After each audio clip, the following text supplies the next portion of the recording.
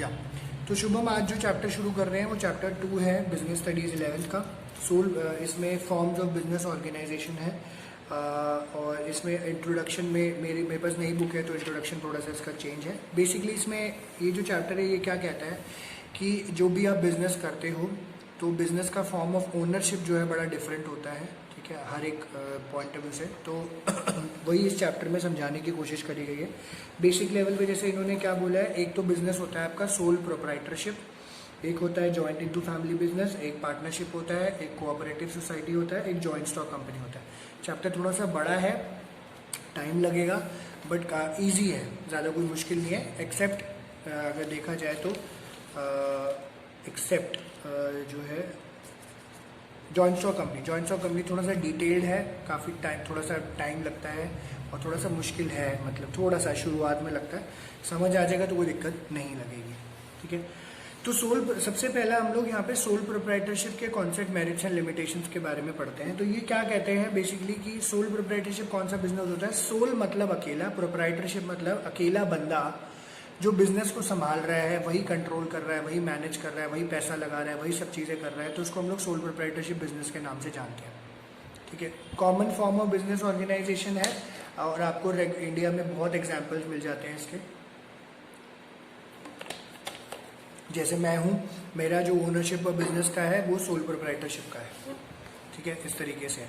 तो ये बड़ा कॉमन सा जो है फैक्ट है जो कि इन्होंने यहाँ पे बताया है, sole proprietorship concept, merits and limitation. तो मीनिंग क्या कहते हैं, सबसे पहले यहाँ पे हम लोग देखेंगे। Sole proprietorship refers to form of business organisation which is owned, manage and control by an individual who is the recipient of all profits and bearer of all risk.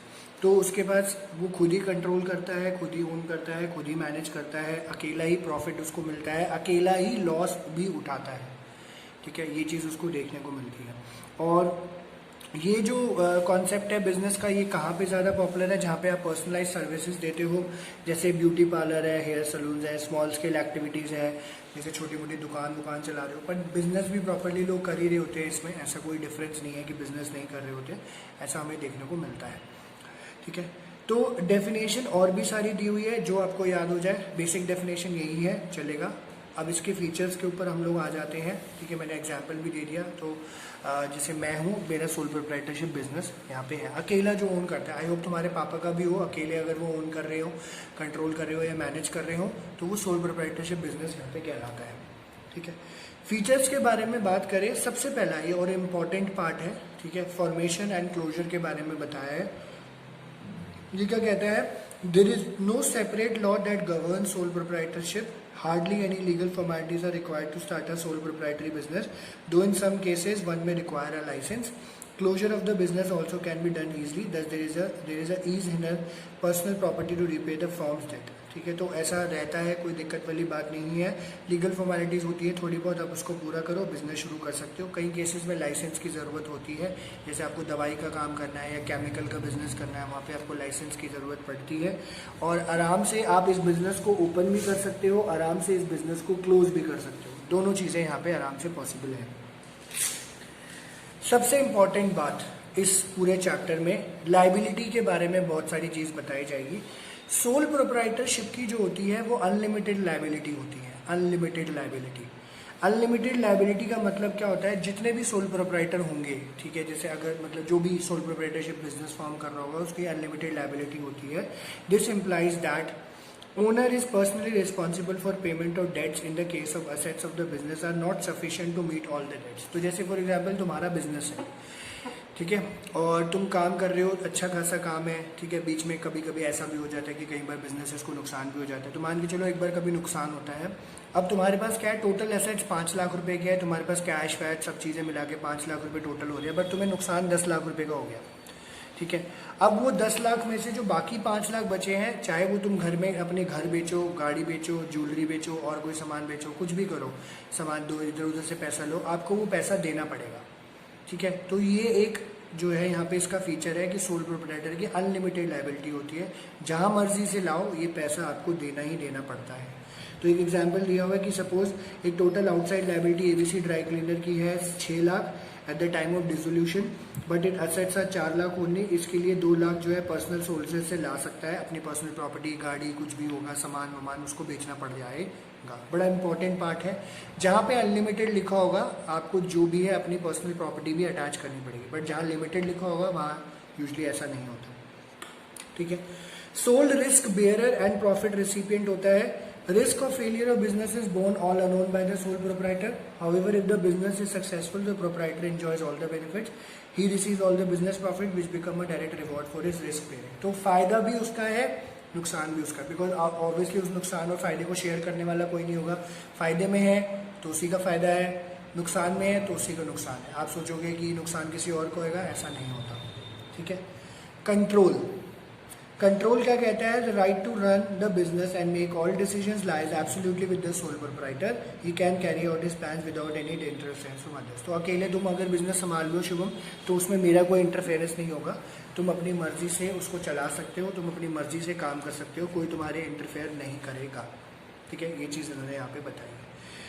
No separate entity, sole proprietor में एक जो दिक्कत आपको यहाँ पे आने को मिलती है, जो आपको एक चीज़ देखने को मिलती है, दिक्कत नहीं है, जो एक फॉर्म फीचर ही है, विच इज के कि सेपरेट एंटिटी नहीं है। तो ओनरशिप, जैसे तुम शुभम हो और मैं अगर शुभम की कंपनी है फॉर एग्जांपल, जैसे अगर मैंने मान ली शुभम ने नाम रख दिया कि पूरी एंटरप्राइजेस फॉर एग्जांपल, या पूरी फैशन या किसी भी तरीके से नाम रख दिया, तो वहाँ पे ओनर है, या मैं अगर मैं पूरी फैशन से डील कर रहा हूँ तो मैं शुभम से डील कर रहा हूँ, मैं शुभम से डील कर रहा हूँ तो मतलब मैं पूरी फैशन से डील कर रहा हूँ। तो कोई अलग अलग ये एंटिटीज नहीं है, तो सेपरेट एंटिटी नहीं होती। In the eyes of the law no distinction is made between the sole trader and his business. A business does not have any identity separate from the owner. The owner is therefore held responsible for the all the activities of the business. तो अगर for example तुम Lotus Circle study centre पे पढ़ रहे हो तो मेरी responsibility है, मेरे से पढ़ रहे हो तो लोटस सर्कल स्टडी सेंटर का ही नाम है, क्योंकि सोल प्रोप्राइटर है, ठीक है। And lack of business continuity, ये भी एक इसका फीचर हो जाता है कि अगर हम देखा जाए तो बिजनेस कॉन्टिन्यूटी का मतलब, क्योंकि इसको कोई भी सिंगल आदमी ओन कर सकता है, अगर वो इंसान मर जाता है, पागल हो जाता है, उसको जेल हो जाती है, किसी भी तरह का फिजिकल एलिमेंट या बैंकरप्ट, कंगाल हो जाता है वो इंसान, तो सोल प्रोप्राइटरशिप बिजनेस जो है बंद हो जाएगा और काम नहीं कर पाएगा, ठीक है, सोल प्रोप्राइटर। ये इन्होंने यहाँ पे बात बोली है, ठीक है। तो ये आपका सोल प्रोप्राइटरशिप बिजनेस के फीचर्स यहाँ पे होते हैं, ठीक है। शुभम समझ आई बात शुभम, ये वाली सोल प्रोप्राइटर फीचर्स में?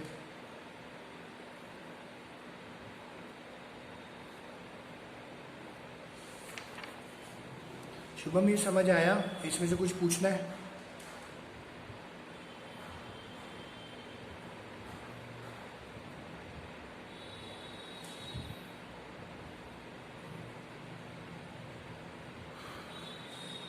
शुभम यहाँ पे हुए, चले गए?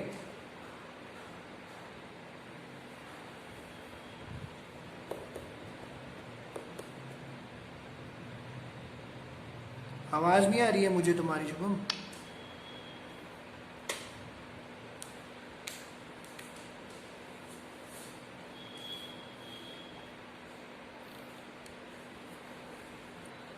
ठीक है, तो ये शुभम फीचर्स थे इसके सोल प्रोप्राइटरशिप के। Formation and closure, unlimited liability, sole risk bearer, profit recipient, control, no separate entity and lack of business continuity.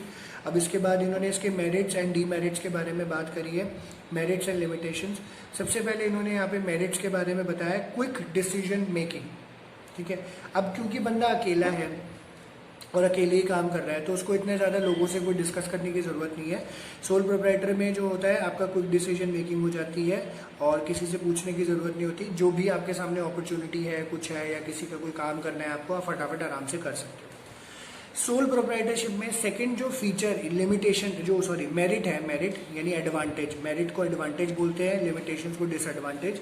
Merit है वो ये है कॉन्फिडेंशियलिटी ऑफ इन्फॉर्मेशन, क्योंकि आप अकेले काम कर रहे हो तो आप इन्फॉर्मेशन किसी के साथ शेयर नहीं करोगे। सोल प्रोप्राइटर अपने बिजनेस को कॉन्फिडेंस और सीक्रेट रख सकता है, उसको अपने अकाउंट्स जो भी होते हैं पब्लिश करने की भी ज़रूरत नहीं पड़ती है। जैसे पब्लिक लिमिटेड कंपनी होती है, उसको अपने अकाउंट्स न्यूज़पेपर में पब्लिश करने होते हैं, रजिस्ट्रार को देने पड़ते हैं, सोल प्रोप्राइटर को नहीं करना पड़ता, ठीक है। फिर बहुत सबसे इम्पॉर्टेंट मेरिट है कि ease of formation and closure है। आप इस बिजनेस को आराम से ओपन कर सकते हो विद मिनिमम लीगल फॉर्मेलिटी, और इस बिजनेस को आराम से बंद भी कर सकते हो जब आपका मन करे, आपको लगता है प्रॉफिट नहीं आ रहा है, कुछ है या किसी तरीके की और दिक्कत हो रही है, तो आराम से इसको बंद किया जा सकता है। ठीक है। डायरेक्ट इंसेंटिव है। डायरेक्ट इंसेंटिव का मतलब यहाँ पे क्या है, सोल प्रोप्राइटर को सीधा सीधा बेनिफिट मिलता है। काम करोगे बढ़िया चलेगा, प्रॉफिट मिलेगा, काम करो कोई दिक्कत नहीं है, क्योंकि सिंगल ओनर है और किसी को भी जो है अपना प्रॉफिट शेयर जो है आप किसी के साथ शेयर नहीं करोगे। ठीक है। सेंस ऑफ अकम्पलिशमेंट है, there is a personal satisfaction involve in working for oneself. If the business is successful, it contributes to self satisfaction of the sole proprietor and creates a sense of accomplishment. तो business अच्छा चल रहा है, आपको अच्छा लगता है, आपने मेहनत करी है, आपने बिजनेस को एक जगह से वहाँ तक पहुँचा दिया, तो आपको बढ़िया लगता है, तो इससे सेंस ऑफ अकम्पलिशमेंट की तरह कहा जाता है। ये बेसिकली आपका एडवांटेज या सोल प्रोप्राइटरशिप बिजनेस करने के फायदे हैं। नुकसान भी है साथ साथ। सबसे पहली बात, लिमिटेड रिसोर्सेज। अकेले हो, जितना पैसा है जो है उतना ही काम कर पाओगे, उससे ज़्यादा नहीं कर पाओगे। तो सोल प्रोप्राइटरशिप के पास पर्सनल सेविंग्स है, थोड़ी बहुत बोरिंग्स मिल जाती है, बैंक्स जो है अदर लैंडिंग इंस्टीट्यूशन इनको लोन वोन नहीं देते हैं। लैक ऑफ रिसोर्स सबसे बड़ा प्रॉब्लम हो जाता है और इसलिए इनका बिजनेस इतना ज़्यादा ग्रो नहीं कर पाता, ये एक दिक्कत होती है। Second, limited life of a business concern है। तो कहते हैं लिमिटेड लाइफ क्यों है कि अगर एक सोल प्रोप्राइटर मर गया, पागल हो गया, अगर किसी तरीके की बीमारी हो गई या बैंकरप्ट हो गया, तो सोल प्रोप्राइटरशिप का बिजनेस जो है वो बंद हो जाता है। अनलिमिटेड लायबिलिटी भी सबसे बड़ा डिसएडवांटेज है, बिकॉज फायदा हो रहा है तो फायदा है, बट अगर नुकसान हो गया तो नुकसान आपको अपनी जेब से भरना पड़ेगा। ठीक है। और सामने वाला भी उसको क्लेम कर सकता है कि आप अपने घर से दो, जहाँ मर्जी से दो, जैसे मर्जी करके आपको वो पैसा पूरा चुकता करना पड़ेगा। एंड सोल प्रोप्राइटर क्योंकि अकेला है तो लिमिटेड मैनेजरियल एबिलिटी हो जाती है। Owner has to assume the responsibility of various managerial task, क्योंकि वो खुद ही परचेज कर रहा है, सेलिंग कर रहा है, फाइनेंस कर रहा है और अकेला ही देख रहा होता है, तो उसको अकेले केस में कभी कभी वो बैलेंस करके भी नहीं चल पाता। तो due to limited resources sole proprietor जो है अच्छे खासे एम्प्लॉयज़ वगैरह नहीं रख पाता। ठीक है। या फिर ढंग से जो है काम नहीं कर पाता। ये एक बहुत बड़ा लिमिटेशन उनका यहाँ पे हो जाता है। ठीक है। तो ये था एडवांटेजेस एंड डिसएडवांटेजेस जो कि इन्होंने सिंपली यहाँ पे बताया। 4 पॉइंट्स 5 पॉइंट्स हैं जो कि इन्होंने बताया। ये क्लियर है शुभम, इसमें कोई डाउट?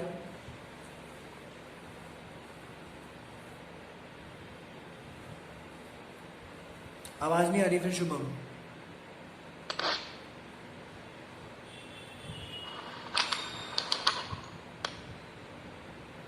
नहीं आ रही आवाज शुभम, नहीं आ रही। हाँ आवाज नहीं आ रही। हाँ क्या कह रहे हो शुभम? नहीं है, डाउट नहीं है। अच्छा ठीक है। तुम ईयरफोन हटा लो शुभम, ईयरफोन हटा के कर लो बात आराम से, कोई दिक्कत नहीं है। एक जगह रख लो तो आवाज़ आती रहेगी। माइक खराब है, चलो कोई बात नहीं। हाँ ईयरफोन हटा के रख लो, म्यूट करके, आराम से सुनाई तो देगा, कोई दिक्कत नहीं है।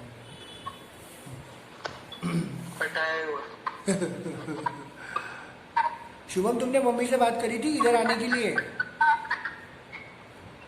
नहीं, भूल गया।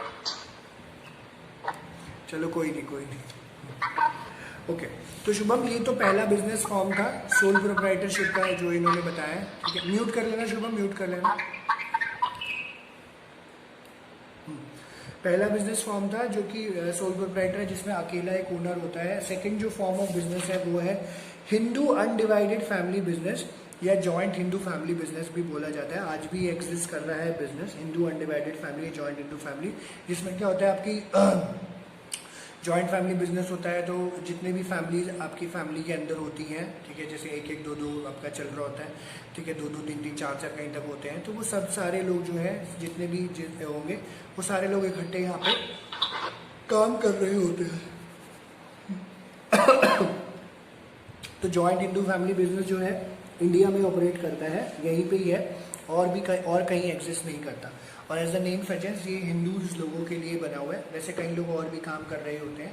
और जॉइंट हिंदू फैमिली बिजनेस क्या बोलते हैं, ये एक ऐसा फॉर्म ऑफ ऑर्गेनाइजेशन है जहाँ पे बिजनेस जो है own and carried by the members of the Hindu undivided family. तो जो भी उनके मेंबर्स होंगे हिंदू अनडिवाइडेड फैमिली के, वही ये मिलकर काम कर रहे होते हैं।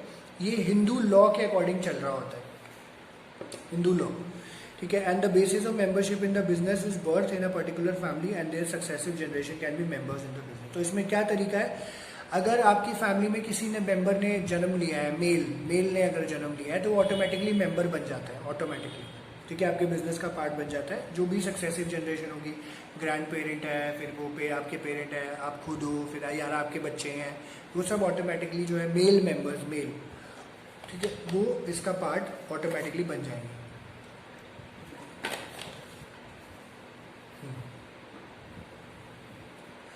फिर उन्होंने बोला the business is control by the head of the family and who is the eldest member and is called कर्ता। ये अंडरलाइन कर लेना, जो हेड ऑफ द फैमिली है, जो बिजनेस ओन करता है, रन करता है, उसको हम लोग कर्ता के नाम से जानते हैं। सबसे सीनियर मोस्ट होता है ये मेंबर, जो सबसे सीनियर होएगा, सबसे एजेड होएगा वो। एंड बाकी सारे लोगों की इक्वल ओनरशिप होती है, right over the property of an ancestor and they are also known as co partners. बाकी जितने भी मेंबर्स होंगे उनको को पार्टनर्स के नाम से बुलाया जाता है। ओनर जो सीनियर मोस्ट मेंबर होता है उसको हम लोग कर्ता के नाम से बुलाते हैं, ठीक है, इस तरीके से इस तरीके से बुलाया जाता है। और इसमें जैसे लिखा भी हुआ है कि joint in the family business is on the decline, because joint in the family business थोड़े से कम होते जा रहे हैं इंडिया में, क्योंकि जॉइंट फैमिलीज ही नहीं रह रही है, तो joint in the family business भी कम हो रहे हैं। इंपॉर्टेंटली ये समझ आता है क्योंकि हिंदू अनडिवाइडेड फैमिली है, जॉइंट फैमिली है, तो इकट्ठे होकर काम कर रहे होते हैं। इसकी फॉर्मेशन की बात करते हैं अगर हम लोग, जो कि फीचर्स का पार्ट है, तो कहते हैं एटलीस्ट दो मेंबर्स होने चाहिए फैमिली में, और एंसेस्ट्रल प्रॉपर्टी यानी आपकी कोई प्रॉपर्टी भी होनी चाहिए जो कि आपको इनहेरिट करी गई हो, ठीक है। जैसे आपके फॉर एग्जांपल तुमने बिजनेस करना है, तुम हो, तो तुम्हें इनहेरिट हुई है प्रॉपर्टी, तो तुम्हारे बच्चे, उनके बच्चे, ये सारे मिलके फिर काम आराम से कर सकते हैं। और इसमें business does not require any agreement कुछ नहीं होता है, बस मेंबरशिप बाय बर्थ है। आपने इस फैमिली में जन्म लिया है, आपका मेंबरशिप हो गया है, और it is governed bye Hindu succession act of 1956। आज तक ये चल रहा है, हिंदू सक्सेशन एक्ट है 1956 का, उसके हिसाब से यहाँ पे काम होता है। लाइबिलिटी की बात करें तो ये इंपॉर्टेंट पार्ट है लाइबिलिटी, ठीक है। जैसे अभी हमने पीछे पढ़ा था लाइबिलिटी के बारे में, सोल प्रोप्राइटर की क्या होती है, अनलिमिटेड लाइबिलिटी।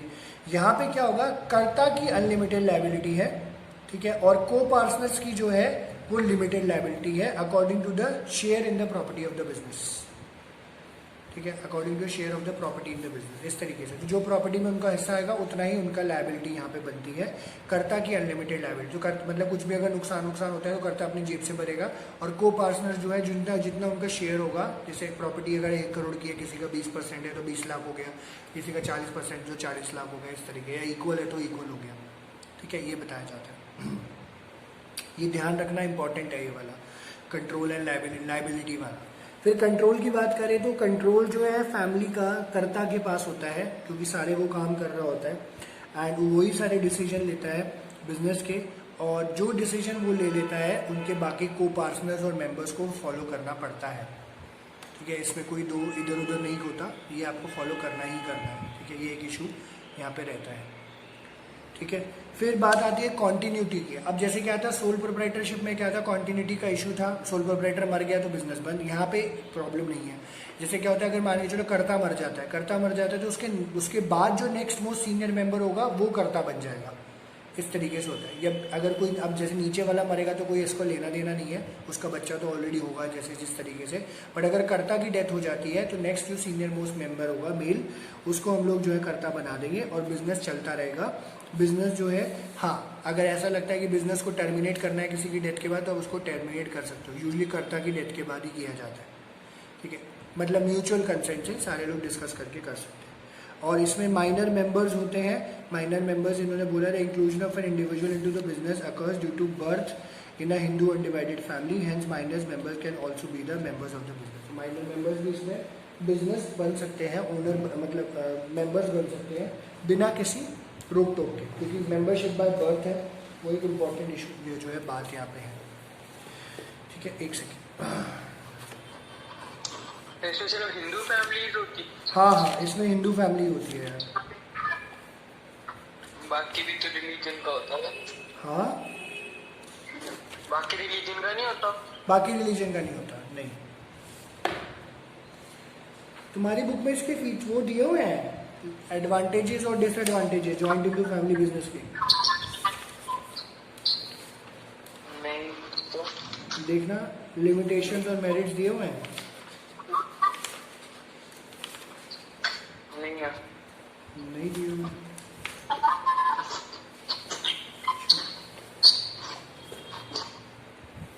एक मिनट रुकना शुभम, एक मिनट रुकना।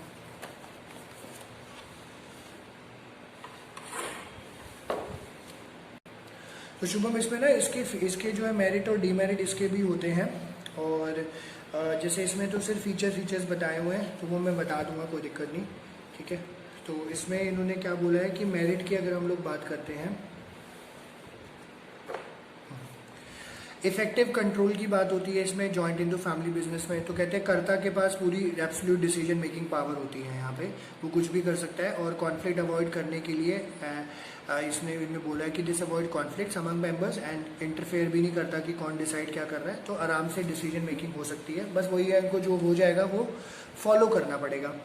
फिर कॉन्टिन्यूड बिजनेस एग्जिस्टेंस है, ये भी इसका एक मेरिट है, एडवांटेज है। कैसे? क्योंकि अगर कर्ता मरता है तो उसके उसके बाद वाला जो सीनियर मोस्ट मेंबर है वो आ जाएगा, तो आराम से काम चलता रहेगा, कोई ऐसी दिक्कत नहीं होगी। ये भी एक फायदेमंद वाली बात है, ठीक है। थोड़ी सी एक सेकेंड,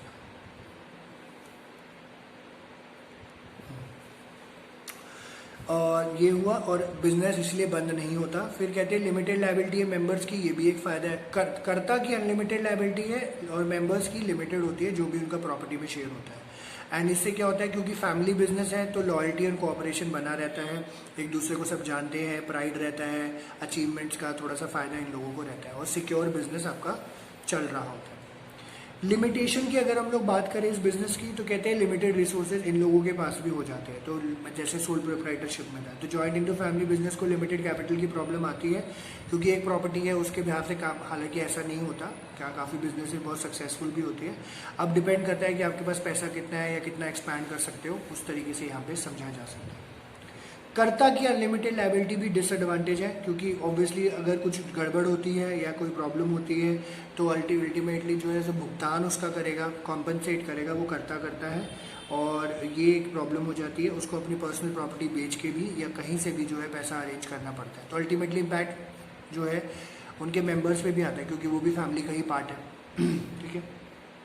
फिर कर्ता का यहाँ पे डोमिनेंस देखने को मिलता है, क्योंकि इससे कभी कभी जो है कॉन्फ्लिक्ट भी हो जाता है, बट ऑब्वियसली क्योंकि वो सारी चीज़ें मैनेज कर रहा होता है, तो कर्ता का थोड़ा सा डोमिनेंस यहाँ पे देखने को मिल जाता है। And last, limited managerial skills यहाँ पे देखने को मिलते हैं। कहते हैं since the karta can not be an expert in all areas of management, the business में suffer as a result of his unwise decisions. His inability to decide effectively may result into poor profits or even losses for the organization, ठीक है। तो obviously ability होती नहीं है, और joint into family business पुराने भी रहे हैं, तो जैसे कई लोग बहुत ज़्यादा पढ़े लिखे नहीं होते थे, साउथ इंडिया में काफ़ी लोग पढ़े रहते थे, पढ़े लिखे होते थे, तो आराम से काम कर लेते थे। इसी वजह से जैसे कई बार देखा जाता था कि अनवाइज डिसीजन की वजह से, मैनेजर एबिलिटी ना होने की वजह से वो ढंग से काम नहीं कर पाते थे, इससे जो है दिक्कत वहाँ पर आने को यहाँ पर मिलती थी, ठीक है। ये चीज़ वहाँ पर देखी जाती है। एक सेकेंड,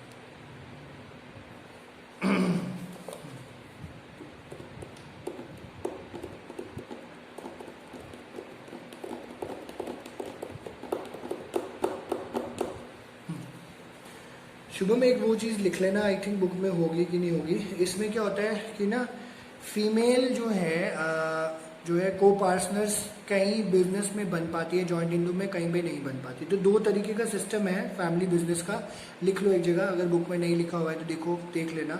दया भागा और मिताक्षरा, दया भाग और मिताक्षरा,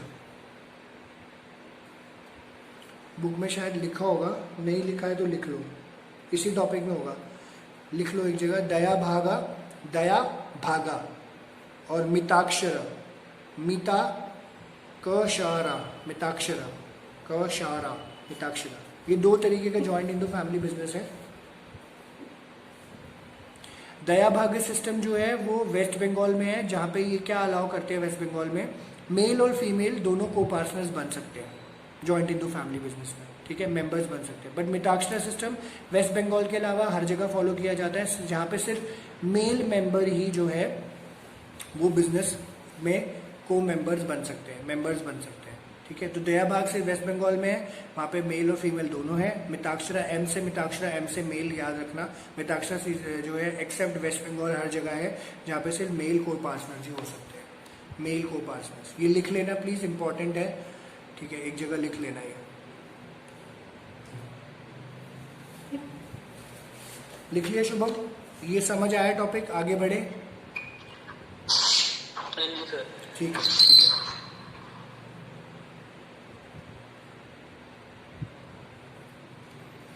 ओके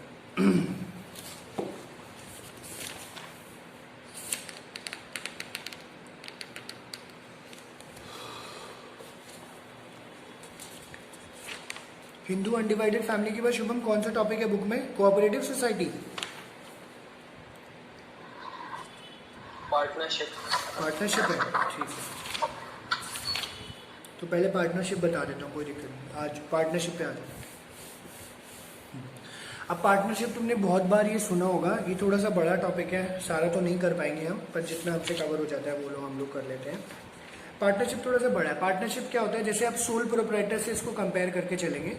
सोल प्रोप्राइटर में क्या है, एक बंदा काम करता है। पार्टनरशिप में मिनिमम 2 पार्टनर्स होने चाहिए, और दोनों पार्टनर्स जैसे सोल प्रोप्राइटर में काम कर रहे होते हैं, फिर यहाँ पे काम करते हैं। तो मतलब ओनरशिप में चेंज क्या आता है, सिर्फ 2 ओनर हो गए, 2 जगह से पैसा लगेगा, 2 जगह काम करेंगे, 2 जगह प्रॉफिट बटेगा, 2 जगह लॉसेस बटेंगे, इस तरीके से काम हो रहा होता है। ठीक है, तो एक की जगह 2 हो जाते हैं शुभम, बस और कुछ नहीं होता। ठीक है, पार्टनरशिप में। बट इसके बहुत सारे फॉर्म अंदर भी हैं जो कि इन्होंने बताया है। सबसे पहले इसको समझ लेते हैं कि पार्टनरशिप क्या है। कहते हैं जैसे जैसे बिजनेस बढ़ रहा होता है, तो कई बार क्या होता है, अगर हम सोल प्रोप्राइटरशिप के पॉइंट ऑफ व्यू से सोचे तो बिजनेस के बाद इतना ज़्यादा कैपिटल नहीं होता। Large number of people to manage the business and share it risk, ये भी पॉसिबल नहीं हो पाता। इस सिचुएशन में पार्टनरशिप फॉर्म ऑफ ऑर्गेनाइजेशन हम लोग करते हैं। When 2 or more person join hands to set up a business and share its profit and losses, they are said to be in partnership. ठीक है, तो 2 या 2 से ज़्यादा लोग जब बिजनेस करना शुरू करते हैं, प्रॉफिट एंड लॉसेस शेयर करना शुरू करते हैं, उसको पार्टनरशिप बोलते हैं।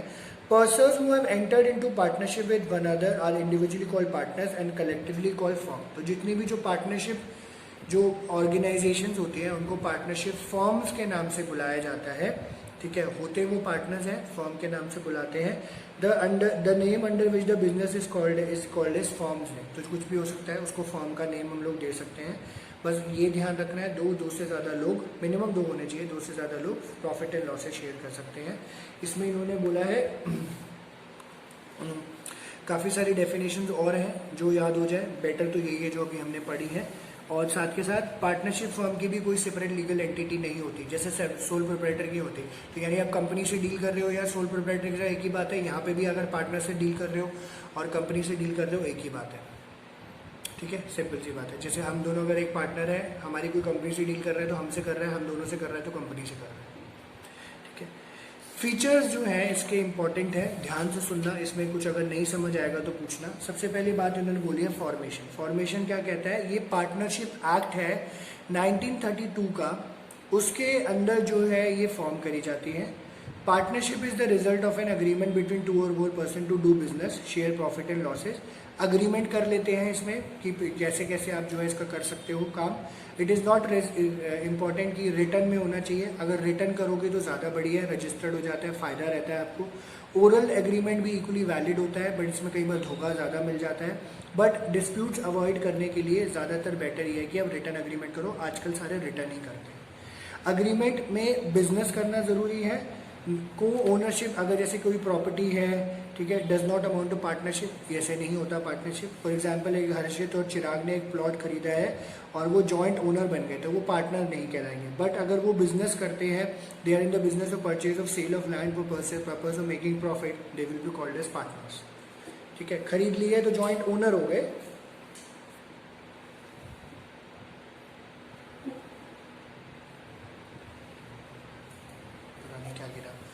ओके, खरीद ली है तो जॉइंट ओनर हो गए, बट उसको खरीद बेच का काम कर रहे हैं, प्लॉट खरीदने बेचने का, तो वो जॉइंट फिर ओनर्स जो है ओनर्स वो कहलाएंगे, business partners.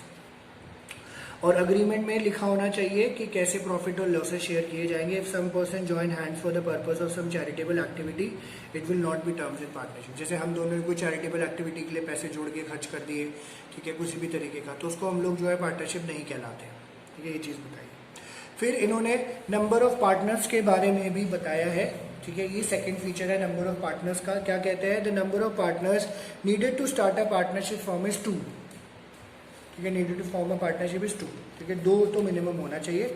And section 464 of companies act 2013, maximum number of partners in partnership firm can be 100 partners हो सकते हैं, गवर्नमेंट ने प्रिस्क्राइब किया हुआ है। As per the rule of 10 companies at present maximum number of partners can be 50। तो अभी फिलहाल के लिए 50 जो है मेंबर्स यहाँ पे बोले गए हैं।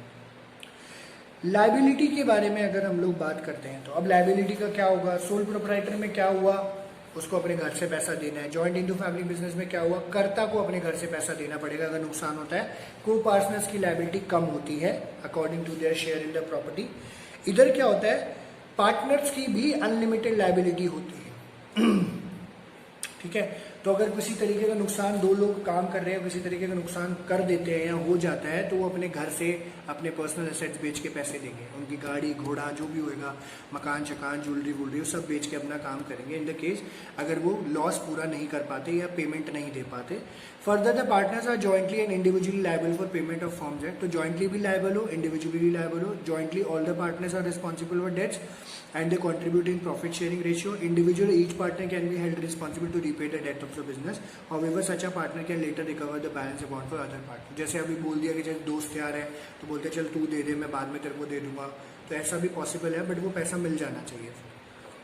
ठीक है जी, ये इन्होंने बात बताया। तो एग्जाम्पल भी दिया हुआ है कि ए और बी पार्टनर जो है फर्म में है, profit and losses equally share करें। Assets of the firm amount to 1 lakh, firm debts are 150, 1.5 lakh का कर्जा है। ए एंड बी लाइबल है 25-25 हज़ार ईच के लिए। जैसे कोई अग्रीमेंट किया हुआ इक्वल में तो 25-25 हज़ार हो जाएगा। But if suppose B is insolvent and can not bring any amount, A will alone liable to be the firm debt of 50,000 because of is unlimited liability. A नहीं दे सकता तो बी को सारे पैसे, बी नहीं दे सकता तो ए को सारे पैसे देने पड़ेंगे, 50 के 50 हज़ार। ठीक है, तो जो कि हमने समझ लिया।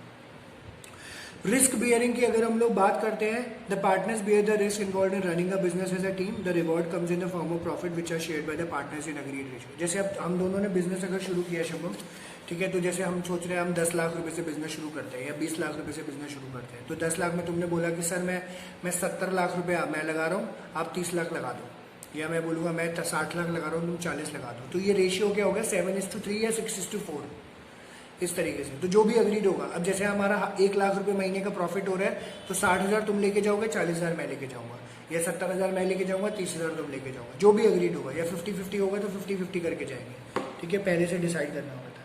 ठीक है, however also they also share losses in the same ratio in the event of firm incurring losses. और अगर लॉस भी होएगा तो उसी रेशियो में शेयर होगा। 50 है 50 है तो 50-50, 70-30 है 70-30, 60-40 है 60-40। ठीक है, decision making and control. Partners share amongst themselves the responsibility of decision making and control of day-to-day activities. Decisions are generally taken with mutual consent. तो अब सिंपल सी बात है, अगर शुभम और मैं मिलकर बिजनेस कर रहे हैं तो मैं बिना शुभम से पूछे कोई कदम नहीं रख सकता, उठा सकता, शुभम मेरे से पूछे बिना नहीं उठा सकता। हम दोनों को इकट्ठे म्यूचुअल कंसेंट से काम करना पड़ेगा। तो activities of a partnership firm are manage through joint efforts of all the partners. ठीक है, कॉन्टिन्यूटी की बात करें तो पार्टनरशिप जो है यहाँ पे भी लैक ऑफ कॉन्टिन्यूटी है। अब 2 लोग हैं, एक बंदा मर गया तो कॉन्टिन्यूटी नहीं रहेगी। हालांकि अगर हमें बिजनेस कंटिन्यू करना है तो मैं किसी और को बोल सकता हूँ कि मेरे साथ ज्वाइन कर लो, या फिर मुझे सोल प्रोप्राइटर में कन्वर्ट करना पड़ेगा। तो डेथ हो गई, रिटायरमेंट हो गई, इंसॉल्वेंट हो गया, बैंक करप्ट यानी पागल हो गया किसी भी तरीके से, तो इन बिजनेस बंद हो जाता है। हाँ, अगर बाकी कोई पार्टनर, जैसे 3 पार्टनर्स हैं, एक की डेथ हो गई, 2 है तो 2 चला सकते हैं। अगर 2 है तो 2 में से 1 चला गया तो सोल प्रोप्राइटर करवा ले या फिर किसी और को बुला ले, इस तरीके से। म्यूचुअल एजेंसी के बारे में भी बताया है यहाँ पे, ये सबसे इंपॉर्टेंट पार्ट है म्यूचुअल एजेंसी, प्लीज ध्यान से सुनना। Mutual agents, mutual agent, mutual मतलब हम दोनों हैं तो हम दोनों म्यूचुअल एजेंट्स की तरह काम करेंगे। कैसे? The business of a partnership concern में be carried on by all the partners any of them acting for all. This statement has 2 implication. तो कैरिड कहते हैं बिजनेस, जो पार्टनर बिजनेस होता है, carried on all by partners, तुम भी करो मैं भी करूंगा, और any one of them acting for all. तुमने बोला आप ही करो सर, मैं तो बैठा हूँ, मुझे प्रॉफिट देते रहना या लॉस देते रहना, जो भी होगा। ठीक है, तो मैं इसके बिहार पे या तुम कर सकते हो। तो एनी वन ऑफ देम भी हो सकता है या ऑल भी हो सकता है। पर इसके इम्प्लीकेशन है क्या? Every partner is entitled to participate in the conduct of the affair of its business. तुम भी बिजनेस पूरा करोगे, ध्यान लगोगे, मैं भी करूंगा। Second, there exist a relationship of mutual agency between all the partner. इसका मतलब क्या हुआ? Each partner carrying on the business is the principal as well as the agent for all partners. He can bind other partners by his act and also is bound by the act of other partner with regard to the business of the firm. ठीक है, अब mutual agency क्या कहता है, जो कि second point इसका important है। तुम्हारी एब्सेंस में अगर मैंने कोई डिसीजन ले लिया और वो अप्रूव हो गया, जैसे मैंने कोई कॉन्ट्रैक्ट कर लिया, मैंने अप्रूव कर दिया और वो साइन हो गया, तो तुम्हें उस बात को मानना पड़ेगा। मेरी एब्सेंस में तुमने कर लिया तो तुम्हें वो मानना पड़ेगा, मेरी एब्सेंस में तुमने कर लिया तो मुझे मानना पड़ेगा, सॉरी उल्टा बोल दिया, वो मुझे मानना पड़ेगा। इसलिए carried on by all, acting for them all है, तो हम इसमें किसी तरीके के नहीं बोलेंगे तूने ऐसा क्यों कर दिया, तूने वैसा क्यों कर दिया, हमें ये करना पड़ेगा, ठीक है। तो ये चीज़ इन्होंने बताई है। कोई भी एक्ट एक इंसान किसी और दूसरे के बिहाफ पे करता है तो वैलिड होएगा, कोई दूसरा इंसान आपके बिहाफ पे करता है तो वो भी वैलिड होएगा, पार्टनर्स के अंदर सिर्फ। And relationship of mutual agency so important and one case and there will be no partnership if the element of mutual agency is absent. अगर म्यूचुअल एजेंसी नहीं होती है तो इस केस में जो है आपको दिक्कत यहाँ पे देखने को मिलती है, ठीक है, ये चीज़ बताई है। और इसमें मेरिट्स एंड लिमिटेशंस इन्होंने बता रखा है, ये फटाफट में तुम्हें बता देता हूँ क्योंकि ऑलरेडी तो हमने कर ही लिया। Ease of formation and closure है, पार्टनरशिप बिजनेस ईजी होता है, कुछ रजिस्ट्रेशन आपको कराना है कराओ, नहीं कराना है मत कराओ, कंपल्सरी नहीं होता है ऐसा कुछ, करा लोगे तो फायदे में रहते हो। बैलेंस डिसीजन मेकिंग हो जाती है, आपको लगता है आप कोई एक्सट्रीम डिसीजन ले रहे हो तो दूसरा आपको थोड़ा सा कंट्रोल करके चल सकता है, आराम से काम कर सकते हो। मोर फंड्स, मेरे पास 10 लाख है, तुम्हारे पास 10 लाख 20 लाख हो जाएंगे, जैसे कहते हैं ना 1 और 1 11, उससे थोड़ा सा फायदा हो जाता है। अकेले नहीं तो मैं 10 लाख से ही काम कर रहा होता। फिर शेयरिंग ऑफ रिस्क, रिस्क भी शेयर हो जाता है, प्रॉफिट होएगा तो दोनों के साथ शेयर होएगा, रिस्क होएगा तो भी दोनों का। अब जैसे मैं अकेले काम करता है तो मेरे पास 5 लाख का नुकसान हो गया तो बोले 5 लाख का नुकसान हो गया, ठीक है। तुम अगर हम दोनों मिलकर बात कर रहे हैं तो 2.5 लाख तुम्हारे ऊपर जाएगा, 2.5 लाख मेरे ऊपर जाएगा, तो थोड़ा सा रिलैक्स्ड ये रहता है और बर्डन और स्ट्रेस नहीं आता। सीक्रेसी है, पार्टनरशिप फर्म को भी किसी भी तरीके का अकाउंट्स पब्लिश नहीं करना पड़ता है, तो अपनी कॉन्फिडेंशियलिटी को मेंटेन आराम से कर सकते हैं। लिमिटेशंस की अगर हम लोग बात करें, अनलिमिटेड लायबिलिटी जो है इसका सबसे बड़ा लिमिटेशन, तो आप देखोगे जितने भी अभी हमने पढ़ा है अनलिमिटेड लायबिलिटी आपका लिमिटेशन की तरह ही काम कर रहा है, बिकॉज अपने जेब से आपको पैसा भरना पड़ेगा, तो ये दिक्कत हो जाती है। कई बार पार्टनर मना भी कर देते हैं, नहीं भी होता है उनके पास, तो ये दिक्कत होती है। लिमिटेड रिसोर्सेज स्टिल होते हैं, तो जितना होएगा उतना ही करोगे, उससे ज़्यादा पॉसिबल यहाँ पे नहीं हो पाता। फिर बैंक से लोन लो या कुछ करो, तो लिमिटेड रिसोर्स की वजह से एक हद तक, एक लिमिट तक आप काम करते हो, उसको एक बार एक्सपैंड नहीं कर पाते।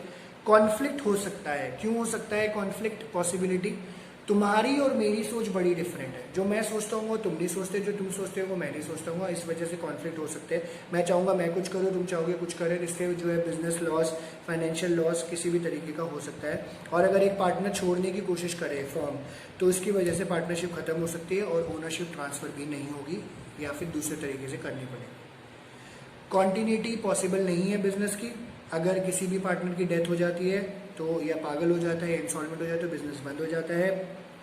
हाँ, रिमेनिंग पार्टनर अगर बचते हैं तो वो बिजनेस कंटिन्यू कर सकते हैं। पब्लिक का कॉन्फिडेंस पार्टनरशिप पे नहीं होता, मतलब मैंने भी देखा है पर्सनली, पार्टनरशिप बिजनेस में थोड़ा सा दिक्कत होती है, लोगों को ये रहता है पार्टनरशिप बिजनेस है, कल को किसी ने कुछ बोल दिया, क्या हो गया, ऐसे वैसे, तो ये दिक्कत वाली बात हो जाती है। और लोग जो है इनको अच्छी नज़र से नहीं देखते, उनको ये लगता है कि पार्टनरशिप बिजनेस है, हाँ थोड़े टाइम तक चलेगा, क्योंकि ना पार्टनरशिप बिजनेस मैंने जितने भी देखे हैं आज तक सक्सेसफुल नहीं रहे, शुरू में करते हैं फिर बंद हो जाते हैं, करते हैं बंद हो जाते हैं।